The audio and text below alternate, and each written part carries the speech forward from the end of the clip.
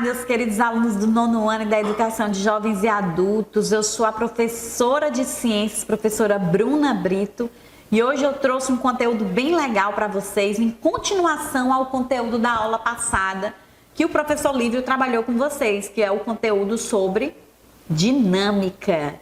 Mas hoje nós não vamos falar de dinâmica, nós vamos falar de gravitação. Mas para que vocês aprendam sobre gravitação, vocês têm que lembrar um pouquinho sobre o que vocês trabalharam na dinâmica, tá bom? Lembram das leis de Newton? Lembram? Lei da ação e reação, né? A inércia, já ouviram falar? Muito bem, então para que a gente entenda um pouquinho sobre o fenômeno da gravitação, eu vou iniciar a nossa aula com uma pergunta, com um porquê, tá? O porquê. Por que o fio impede que o carrinho se movimente em linha reta? Hein? O que vocês acham aí dessa figura? Por que os objetos giram, né? Por que esse globo ele não saca fora quando eu estou girando ele aqui, nesse processo aqui? Hein? O que seria isso, né? Na imagem aqui que vocês estão vendo, na primeira imagem, assim que a gente abre o livrinho didático, a gente vê aqui uma imagem bem bonita do céu, né? Vocês sabem o que seria isso aqui? As estrelas, um aglomerado de estrelas. O que seria um aglomerado de estrelas? Isso aqui é uma imagem óptica, gente, obtida por captação de luz visível com um telescópio, tá bom? E é uma imagem de uma galáxia. E essa galáxia, ela tem até nome. Não é a nossa galáxia, é a galáxia de Andrômeda. E como é que o homem, hoje em dia, já sabe que existem várias galáxias espalhadas aí pelo universo? E o que tem a ver o estudo da galáxia com o nosso conteúdo de hoje, que é gravitação, tá? Tem tudo a ver, gente. Vocês vão aprender muita coisa legal na aula de hoje. Então, gente, a força centrípeta, ela explica o fato daquele automóvel ali, ele não sair do seu eixo, tá bom, gente? Por exemplo, aqui o brinquedo, ali o automóvel, ele tende a seguir uma linha reta. Se ele não tivesse sendo ligado a um fio, ele seguiria para frente, à medida que você, né, promove uma força ali sobre ele. Mas a força de tração daquele fio, ela atua sobre ele e ela vai modificar a trajetória dele. Então, qualquer força que modifica a trajetória de um determinado objeto, fazendo com que ele atue de forma centrípeta, nós chamamos de força centrípeta, tá? A constante atuação da atração desse fio, ela vai promover uma trajetória que nós chamamos de trajetória circular. Agora, se o fio se romper, né? Se o fio se romper, a tração ela vai deixar de atuar sobre o brinquedo e ele vai sair pela tangente. Vocês já ouviram falar desse termo? Sair pela tangente, né? Pois é, ele vai sair pela tangente, ele vai sair da circunferência, ele vai sair do eixo dele. Isso nós chamamos de força centrípeta. E vocês devem aprender como é que acontece essa força centrípeta para entender o que seria esse fenômeno da gravitação. E por que é importante a gente estudar sobre a gravitação?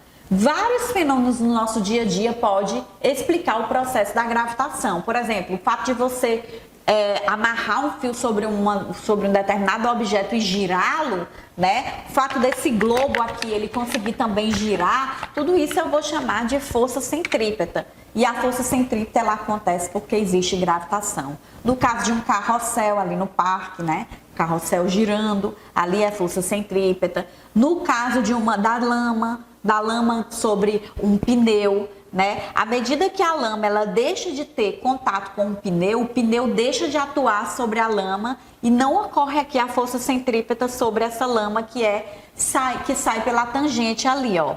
Vocês estão vendo ali? Isso aqui é falta de força centrípeta, justamente por isso que a lama ela escapa sobre o pneu. Do mesmo jeito aqui de uma esmerilhadeira. A esmerilhadeira aqui, né, que ela serve para cortar objetos metálicos, esses fios que vão saindo, né, pela tangente aqui, justamente eles saem porque deixou de existir em algum momento uma força sobre a esmerilhadeira e o objeto metálico. Essa força, né, ela essa falta da força centrípeta faz com que ocorre a liberação desses fios aqui luminosos, justamente estão luminosos por causa da temperatura, tá bom? Uma outra explicação aqui seria da centrífuga. Vocês já ouviram falar da centrífuga? Não? Bom, gente, no laboratório, geralmente quando usa-se a centrífuga para separar fluidos. No caso do sangue, ele é separado aqui pela centrífuga para separar o plasma do sangue, né? Porque quando os objetos eles estão dentro desse frasquinho aqui, quando o líquido, o fluido sanguíneo está dentro desse frasquinho e ele é colocado na centrífuga para girar, as células mais densas, no caso lá dos glóbulos vermelhos, elas tendem a querer escapar de dentro do frasco e elas querem escapar pelo fundo. E é por isso que todas as células mais pesadas, os glóbulos vermelhos, ficam no fundo desse frasco e o plasma, que é bem menos denso, ele fica em cima e assim consegue separar os fluidos sanguíneos usando a centrífuga, tá, gente? Ok? Tudo isso porque existe força centrípeta, tá? Então, a força centrípeta, consequentemente, ela atua em objetos em órbita que estão em órbita sobre a Terra. E assim nós vamos começar a compreender um pouquinho sobre esse processo de gravitação, tá bom?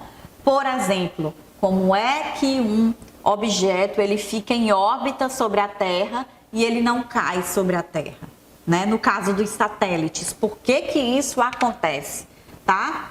Bom, gente, Isaac Newton, ele formulou uma ideia que foi essencial para a evolução das pesquisas científicas que permitiram a liberação de satélites ao redor da Terra. Tudo isso por causa de uns simples experimentos, né? Ele começou a lançar uma bola, né? O lançamento da bola aqui que está indicada em azul, né? Sobre uma mesa.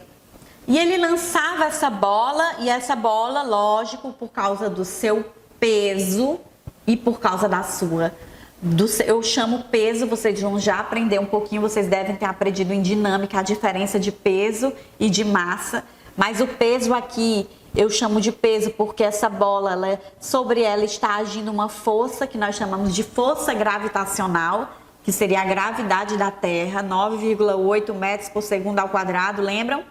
Muito bem, a gente arredonda para 10, faz com que essa bola caia, justamente porque nela atua a força gravitacional, né?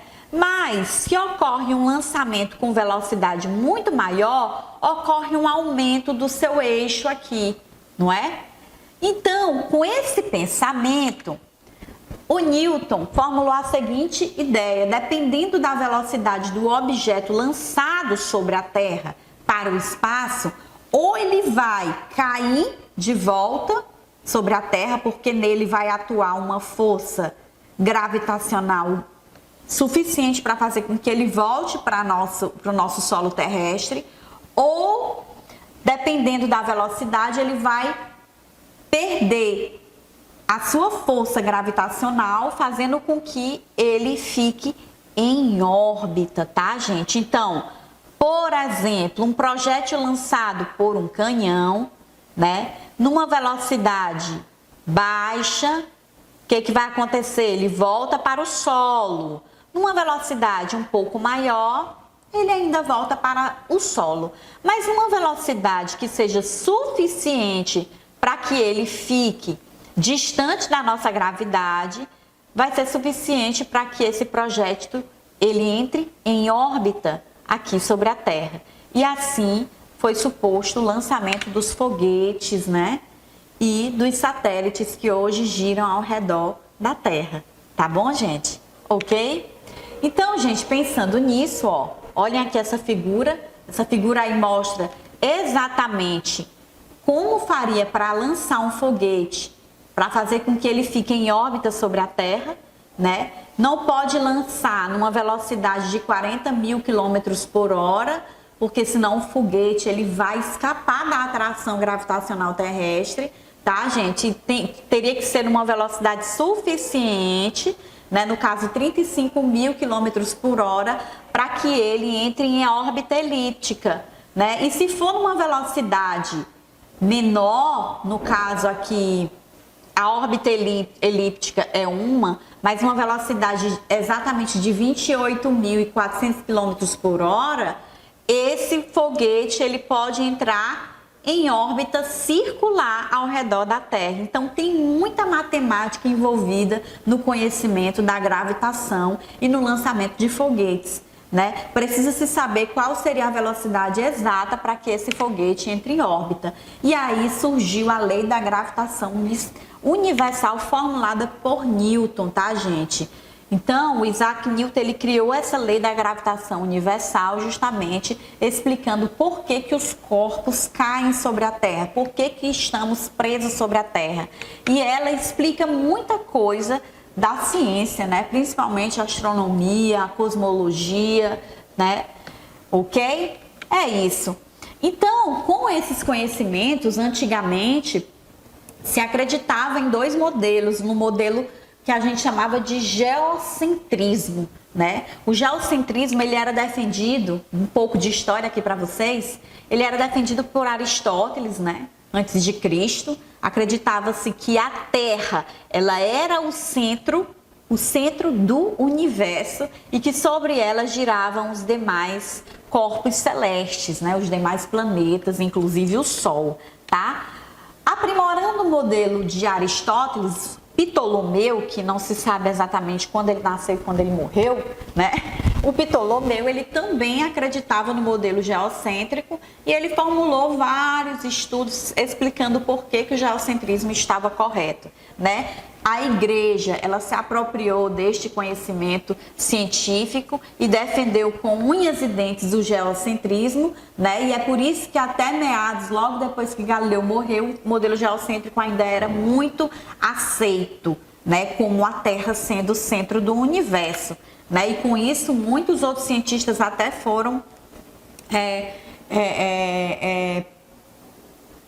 classificados como hereges, né? Um deles seria o Galileu Galilei. Aqui vocês vão ver aqui que Copérnico, ele foi um dos primeiros, né? Estudando o modelo de Aristóteles e Ptolomeu, ele achou muito estranho, ele foi um dos primeiros a formular o modelo heliocêntrico, o heliocentrismo, dizendo que não seria a Terra o centro do universo, e sim o Sol. E por que que o Copérnico ainda estava errado? Porque o Sol, nem mesmo o Sol é centro do universo. Na verdade, ninguém sabe exatamente o que é o centro do universo. O universo ainda é muito desconhecido. Sabemos que sim, que o Sol, ele fica sobre ele, girando muitos outros corpos celestes, inclusive a Terra e outros planetas, e assim formamos o sistema solar, né?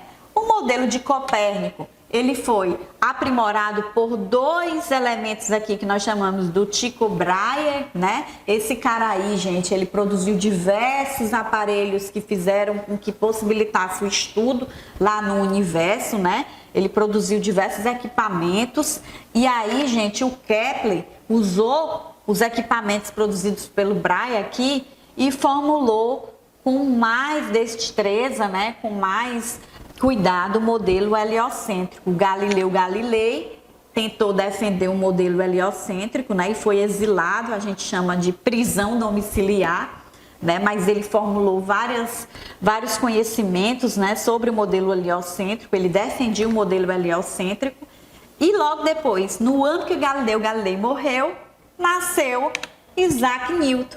E esse cara aí, gente, ele tornou muito mais robusto a lei, né, a ideia do heliocentrismo, e ele trouxe vários conhecimentos para a física, né, como o conhecimento sobre a atração gravitacional, né, as leis, ação e reação, princípio da inércia. E aí, gente, daí para frente só houve muito crescimento na nossa ciência, tá bom? Então vamos conhecer um pouquinho sobre os planetas. Os planetas, eles são classificados de dois tipos. Eles são os planetas telúricos e os planetas gasosos. Os planetas telúricos, que também são conhecidos como planetas rochosos, são justamente planetas que têm a sua constituição rochosa. E quem seriam esses planetas? Mercúrio, Vênus, Terra e Marte. São planetas que têm um tamanho bem menor, tá, gente? E eles têm em sua constituição a maior parte de rocha, tá? Por isso que são chamados de planetas rochosos, tá? Ok? E nós temos também os planetas gasosos, que são planetas que têm uma constituição maior, eles têm um eixo bem maior, né? Um raio bem maior. No caso aqui, Júpiter, Saturno, Urano e Netuno, tá? São planetas que têm em sua constituição gases, né? E os principais gases seriam o hélio e o hidrogênio, tá? Que são elementos gasosos que estão em sua maior parte aqui no universo. Nós vamos encontrar muito hélio e hidrogênio no universo. E o Plutão? O Plutão, ele não é mais considerado um planeta, né? Ele tem uma constituição gasosa. Existem muitos outros planetas aqui perto do sistema solar que nós já chamamos de planetas plutônicos, porque eles têm uma constituição parecida com a de Plutão, né? Ele é considerado como um planeta anã, né? Certo? E aí, vamos conhecer um pouquinho aqui também sobre o Sol, tá? Mas o Sol, gente, vai ser assunto da nossa próxima aula. Na nossa próxima aula, nós vamos conhecer um pouquinho sobre o Sol. E será muito interessante, tá? Porque vocês vão aprender a constituição do Sol, das estrelas e da galáxia, tá certo? Então, eu espero vocês na nossa próxima aula. Até mais!